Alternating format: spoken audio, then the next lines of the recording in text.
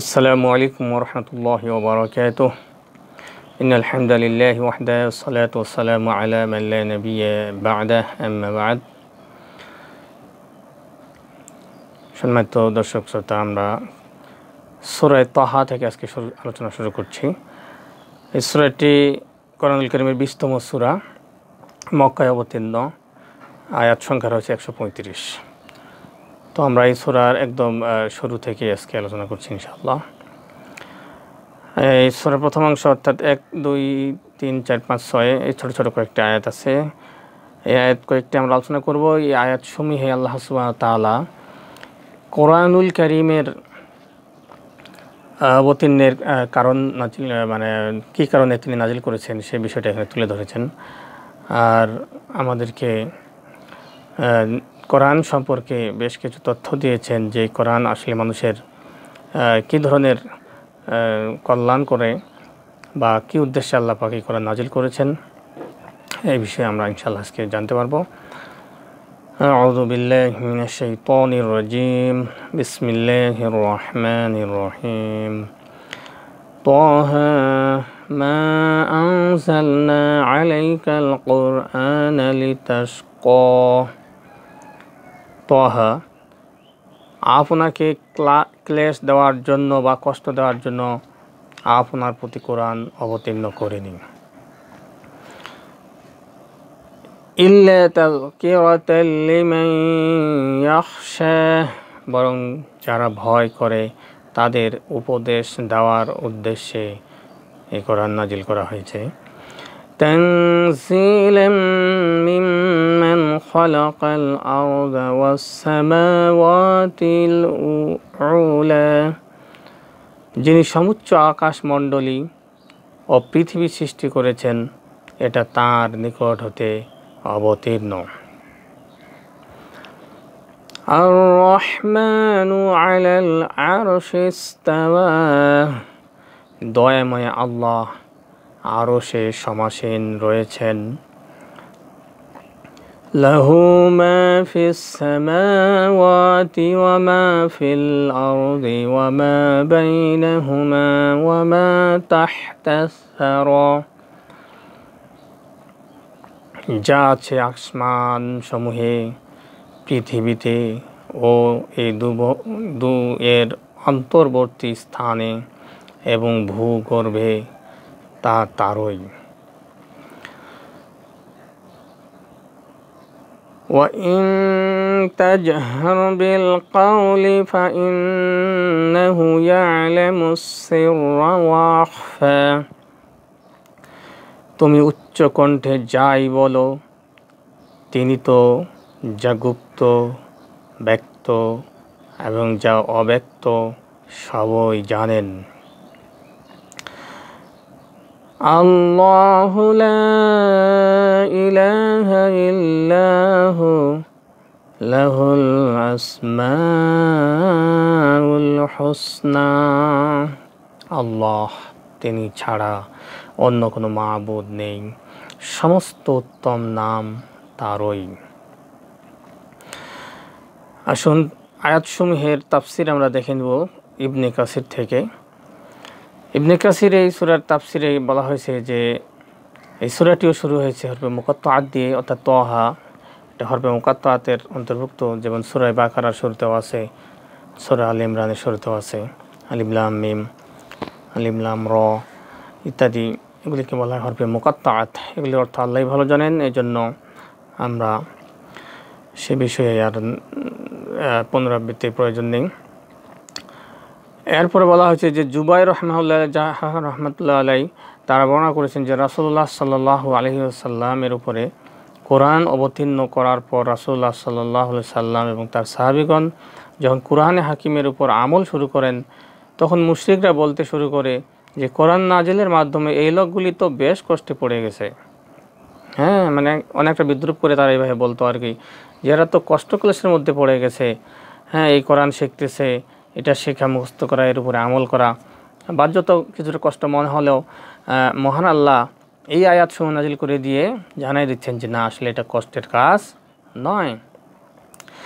এটা এই আয়াতের আয়াতসমূহের নাজিলের মানে শানে নুজুলটা এখানে বলা হচ্ছে আর কি, যে আল্লাহ রাব্বুল আলামিন এই আয়াতগুলি নাজিল করে জানাই দিচ্ছেন যে এটা কষ্ট বা ক্লেশ দেওয়ার জন্য নয়, বরং আল্লাহ সুবহানাহু ওয়া তাআলা এই আয়াত অবতীর্ণ করেছেন যেটা হচ্ছে আল্লাহ বিরু এবং ইমানদার মানুষদের জন্য, আল্লাহকে যারা ভয় করে এদের জন্য শিক্ষণীয় উপদেশ এতে রয়েছে, মহান আল্লাহর প্রদত্ত জ্ঞান এতে রয়েছে। আর এটাই যারা লাভ করবে, এই জ্ঞান, কোরআনের জ্ঞান যে লাভ করবে সে অনেক বড় সম্পদ লাভ করবে। এই মর্মে রাসূলুল্লাহ সাল্লাল্লাহু আলাইহি ওয়াসাল্লামের হাদিস পরিষ্কার এসেছে। হযরত মুআবিয়া রাদিয়াল্লাহু তাআলা আনহু হতে বর্ণিত হাদিস, রাসূলুল্লাহ সাল্লাল্লাহু আলাইহি ওয়াসাল্লাম যেখানে বলেছেন যে আল্লাহ যার প্রতি কল্যাণের ইচ্ছা করেন তাকে তিনি ধর্মীয় দ্বীনি জ্ঞান দান করেন। ইউফাক্কিহু ফিদ্দীন বলা হয়েছে সহিহ মুসলিমের দ্বিতীয় খণ্ডে 719 নম্বর হাদিস, ফাতুল বারীর ভিতরে হাদিসটা রয়েছে। প্রথম দিকে লোকেরা আল্লাহর ইবাদত করার সময় নিজেদেরকে রশিতে বেঁধে নিত, অতঃপর আল্লাহ সুবহানাহু ওয়া তাআলা তার কালামের মাধ্যমে এই আয়াত নাজিলের মাধ্যমে বিশেষ করে জানাই দিচ্ছেন যে না, এত কষ্ট করার, এইভাবে কষ্ট করে সে প্রয়োজন নাই। মা আনজালনা আলাইকাল কুরআনা লিতাশকা, এই কোরআন তোমাদেরকে কষ্ট ও বিপদের মধ্যে নিক্ষেপ করার জন্য আমি নাজিল করিনি, বরং অন্যত্র আল্লাহ বলছেন ফাকরাউ মা তায়াসসারা মিনাল কুরআন, তোমরা কোরআনের যতটুকু পারো আবৃত্তি করা বা তিলাওয়াত করা তোমাদের জন্য সম্ভব ততটুকুই তোমরা আবৃত্তি করো। সূরা মুজাম্মিলের 20 নম্বর আয়াতে আল্লাহ এই কথা বলেছেন। এই কোরআন ক্লেশ ও কষ্টদায়ক জিনিস নয়, বরং এ হচ্ছে করুণা, জ্যোতি, দলিল এবং জান্নাত প্রাপ্তির পথ নির্দেশ। আল কোরআনুন নূর, এইটা হলো একটা আলো, ইহদি লিমান ইয়াশা বিহি, আল্লাহ কি করেন যাকে ইচ্ছা এই কোরআনের আলোতে তার জীবনকে আলোকিত করেন, সরল সঠিক পথটা আল্লাহ পাক এই কোরআনের মাধ্যমে তাকে দেখান, যেটা আমরা প্রত্যেক সূরা ফাতিহার ভিতরে আল্লাহর কাছে প্রার্থনা করি, ইহদিনাস সিরাতাল মুস্তাকিম, হে আল্লাহ আমাদের সরল সঠিক পথ তুমি আমাদের দেখাও। তো আল্লাহ বলছেন সরল সঠিক পথ কোথায় পাবে, কিভাবে পাবে? কোরআনে চলে যাও, কোরআন দেখো, কোরআন তিলাওয়াত করো, সেখানেই আমার সরল সঠিক পথ রয়েছে। তো আল্লাহ সুবহানাহু ওয়া তাআলা বলছেন যে ইল্লা তাযকিরাতাল লিমান ইয়াখশা, এই কোরআন হচ্ছে কেবলমাত্র শুধুমাত্র আল্লাহ ভীরুদের জন্য উপদেশ, হিদায়াত এবং রহমত। তো কোরআন থেকে উপকৃত হতে হলে কী করতে হবে? প্রথমে মহান আল্লাহ, কোরআনের স্রষ্টা, কোরআনকে প্রেরণকারী যে আল্লাহ, তাকে আগে বিশ্বাস করতে হবে, তাকে ভয় করতে হবে। তখনই কেবল এই কোরআনের আলো আপনার ভিতরে যাবে, ইনপুট হবে, আর সেখান থেকে আপনার তাকওয়া এবং আল্লাহ ভীরুতা তথা ইমানদারি এটা আউটপুট হবে। তখনই কেবল আপনার পক্ষে আল্লাহর প্রকৃত বান্দা হওয়া সম্ভব হবে। এই কোরআন শ্রবণ করে আল্লাহ সুবহানাহু ওয়া তাআলার সৎ বান্দারা হারাম হালাল সম্পর্কে জ্ঞান লাভ করে জানতে পারে এবং সেই অনুযায়ী আমল করে। এর ফলে তারা দুনিয়া ও আখিরাত উভয় জাহানেই কি হয়? মঙ্গল লাভ করে, সুখময় জীবন লাভ করে। তানজিলাম মিম্মান খালাকাল আরদা ওয়াস সামাওয়াতিল উলা, এই আয়াতে কারিমা নাজিল করে আল্লাহ জানাই দিচ্ছেন যে এই কোরআন যেন তেন বই বা অন্য আর 10টা বইয়ের মতো সাধারণ কোনো বই নয়। হে নবী, এই কোরআন তোমার রবের কালাম, ইহা তার ওই পক্ষ হতে অবতীর্ণ যিনি সমস্ত সৃষ্টির সৃষ্টিকর্তা, সব কিছুর যিনি মালিক, আহারদাতা এবং ব্যাপক ক্ষমতাবান, যিনি জমিনকে নিচু ও ঘন করেছেন এবং আকাশকে করেছেন উঁচু ও সূক্ষ্ম।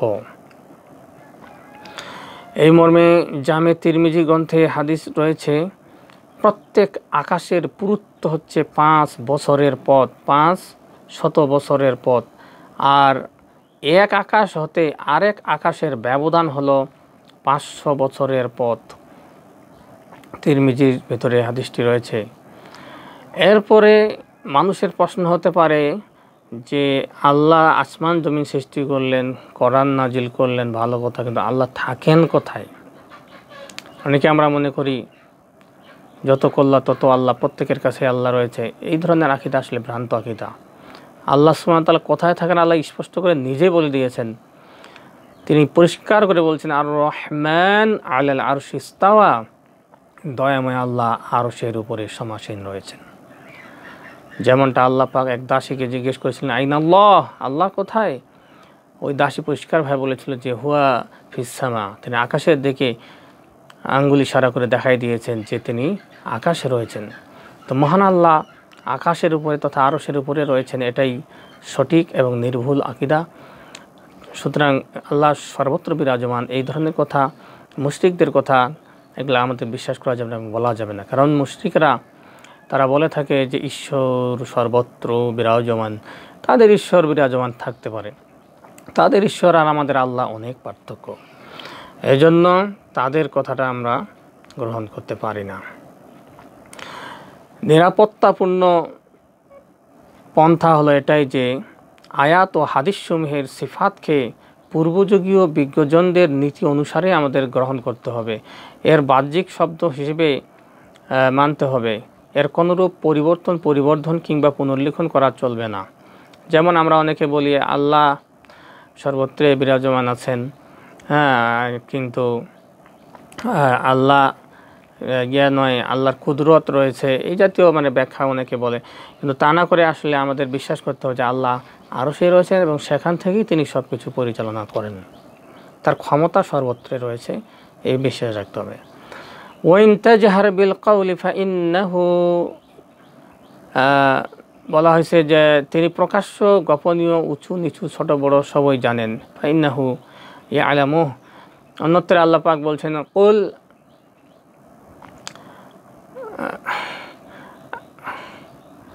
কুল আনজালাহুল্লাযী ইয়ালামু সিররা ফিস সামাওয়াতি ওয়াল আরদি ইন্নাহু কানা গফুরুর রহিমা। বলো, এটা তিনি নাজিল করেছেন যিনি আকাশমণ্ডলী ও পৃথিবীর সমুদয় রহস্য অবগত আছেন, তিনি ক্ষমাশীল, পরম দয়ালু। সূরা ফুরকানের 6 নম্বর আয়াতে আল্লাহ পাক এই কথা বলেছেন। এরপর আলী ইবনে আবি তালহা রাহিমাহুল্লাহ আলাইহি বলেন, এই আয়াতের ব্যাখ্যা ইবনে আব্বাস রাদিয়াল্লাহু আনহু বলেন, বানি আদম যা কিছু গোপন করে এবং তার উপরে যা কিছু গোপন রয়েছে তার সবই আল্লাহ তাআলার নিকট প্রকাশ্যমান। তার আমলকে তার জানার পূর্বে আল্লাহ জানেন। সমস্ত অতীত, বর্তমান, ভবিষ্যৎ মাখলুক সম্পর্কে জ্ঞান তার কাছে এমনই যেমন একজন লোকের সম্পর্কে জ্ঞান। সমস্ত মাখলুকের সৃষ্টি এবং তাদের পুনর্জীবিত করাও তার কাছে একটি মানুষ জীবিত করার মতোই। অর্থাৎ আল্লাহ সুবহানাহু ওয়া তাআলার কাছে, তার শক্তি এবং তার মহান ক্ষমতার কাছে এগুলি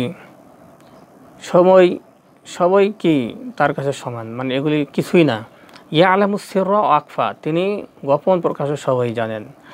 আর পরিশেষে বলা হয়েছে আল্লাহু লা ইলাহা ইল্লাহু, আল্লাহ ছাড়া কোনো ইলাহ নাই, কোনো আইনদাতা বিধানদাতা নাই এবং উপাস্য বা উপাসনা পাওয়ার যোগ্য কেউ নাই। বলা হয়েছে লাহুল আসমাউল হোসনা, তার রয়েছে অনেক সুন্দর সুন্দর নাম। আমরা জানি যে 99টি নাম রয়েছে, যে সম্পর্কে হাদিস রয়েছে। যারা ওই নামগুলি মুখস্থ করবে বা আমল করবে, দাখালাল জান্নাত, সে জান্নাতে চলে যাবে। আর এই 99 নাম বা আল্লাহ, এই আয়াতের উদ্দেশ্য আরেকটা রয়েছে যে আল্লাহকে মানুষ আল্লাহ বলতে পারে, দয়াময় বলতে পারে, রহমান রাহিম বলতে পারে, গফফার বলতে পারে, সাত্তার বলতে পারে। যেই নামেই ডাকুক না কেন, আল্লাহ বলছেন বান্দা কোন নামে আমাকে ডাকবে ডাকো, কিন্তু আমাকে ডাকো। আল্লাহর কাছেই প্রার্থনা করতে বলা হয়েছে। যা কিছু চাওয়া পাওয়া সব আল্লাহকে কেন্দ্র করেই হতে হবে, তাহলে আল্লাহ খুশি হবেন। মহান আল্লাহ যেন আমাদের সকলকে আজকের আলোচনা থেকে উপকৃত হওয়ার এবং সে অনুযায়ী আমল করার তৌফিক যেন দান করেন, আমিন। সকলে ভিডিওটি লাইক করে, শেয়ার করে এবং আপনাদের মূল্যবান মন্তব্য দিয়ে ভিডিওটি ছড়িয়ে দিবেন, এই আশাবাদ ব্যক্ত করে এখানে শেষ করছি। আসসালামু আলাইকুম ওয়া রাহমাতুল্লাহ।